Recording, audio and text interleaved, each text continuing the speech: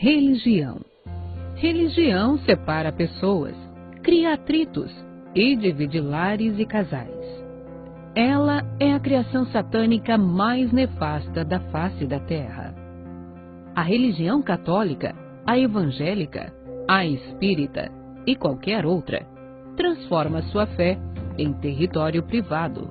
O religioso é apaixonado e às vezes até fanático, porque usa a fé sem o uso da inteligência, da razão.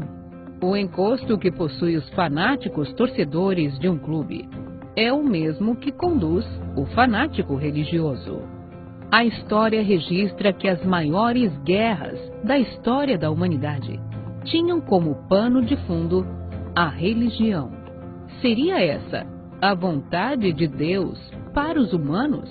Todo reino dividido contra si mesmo ficará deserto, e toda cidade ou casa dividida contra si mesma não subsistirá. Mateus, capítulo 12, versículo 25. O Senhor Jesus não criou uma religião. Ele instituiu o reino de Deus, isto é, a sua igreja. As pessoas que compõem tal reino ou igreja vivem sujeitas ao senhorio de Jesus. Vivem o padrão da justiça do reino de Deus. Como um corpo, ele é o cabeça e seus discípulos, os membros.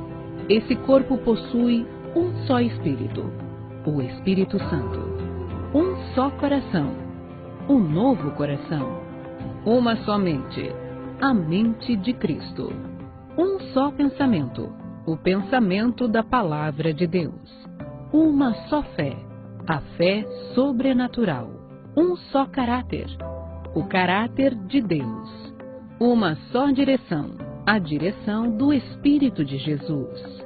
Portanto, ninguém, absolutamente ninguém, que está fora deste corpo, pertence ao Senhor Jesus.